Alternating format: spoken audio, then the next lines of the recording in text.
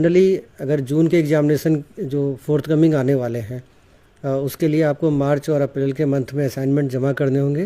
लेकिन last date के लिए मेरी आप सभी से रिक्वेस्ट है कि जो इग्नू की मेन वेबसाइट है या रीजनल सेंटर्स की वेबसाइट है उसको रिफर ज़रूर देखें, क्योंकि बहुत बार डेट एक्सटेंड भी होती रहती है, शेड्यूल चेंज भी होता है।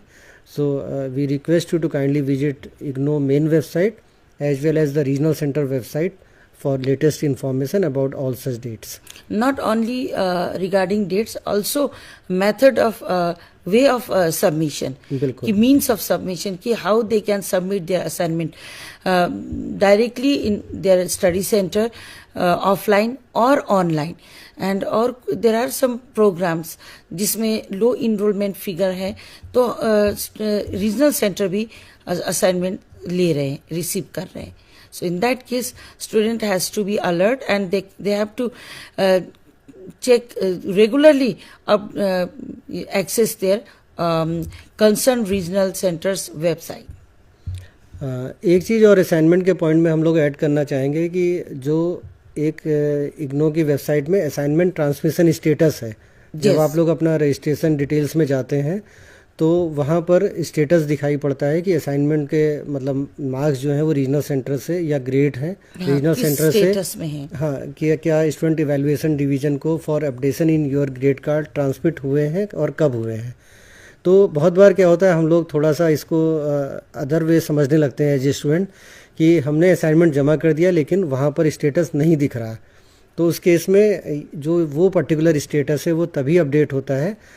सबसे पहले क्या होता है, आप अपने असाइनमेंट स्टडी सेंटर पे जमा करते हैं, सब्सिक्वेंटली ये इवैल्यूएटर्स को असाइन होते हैं। इवैल्यूएशन के मार्क्स आने के बाद जो मार्क्स रीजनल सेंटर पे ट्रांसमिट होते हैं और वहाँ पर डाटा एंट्री होके अपडेट होते हैं। तो ये अपडेशन के लिए स्टूडेंट इवैल्यूएशन डिवीज़न को भेजे जाते हैं। तो ये टाइम टेकिंग प्रोसेस है।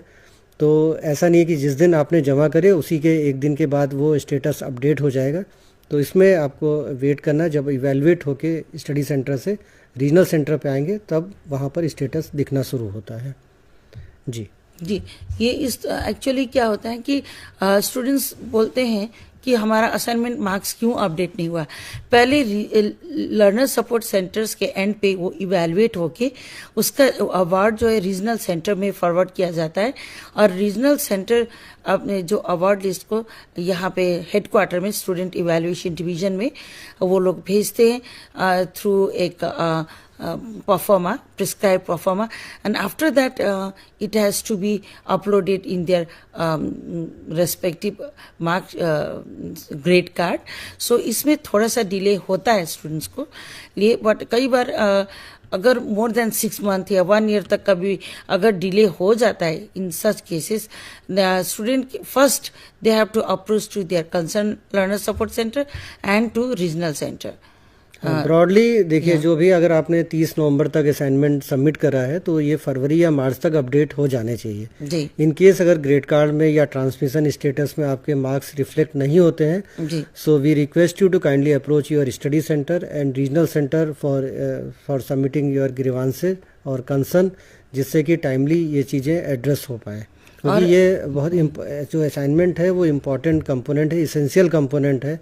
और अगर आप थ्योरी के पेपर पास भी हो जाते हैं तो जब तक असाइनमेंट क्लियर नहीं है, उसके मार्क्स अपडेट नहीं है, तब तक वो पर्टिकुलर कोर्स या पेपर कंप्लीट नहीं होगा। जी, और एक और बात मैं ये भी बताना चाहूँगी, अगर जो स्टूडेंट सिंसियरली असाइनमेंट प्रिपेयर करते हैं तो उनके लिए एक और प्लस पॉइंट ये है कि उनका एग्जाम का प्रिपरेशन भी हो जाएगा।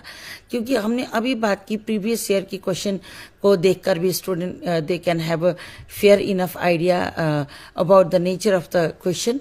और सिमिलरली अगर वो असाइनमेंट अगर सिंसियरली करते हैं prepare, then also they will have a perfect preparation for their exam. और एक और बात मैं स्टूडेंट्स को ये भी अपील करना चाहूँगी कि अगर जो वो लोग ऑफलाइन जो स्टूडेंट ऑफलाइन सबमिट करते हैं तो वो रिसीविंग का जो पेपर वो ज़रूर रखिए, रिसीविंग, और प्लस और अपना असाइनमेंट जो बनाया हुआ असाइनमेंट का एक सेट फोटोस्टेट करके वो ज़रूर रखिए जब तक कि वो उनका असाइनमेंट का मार्क्स उनके पास ना आए।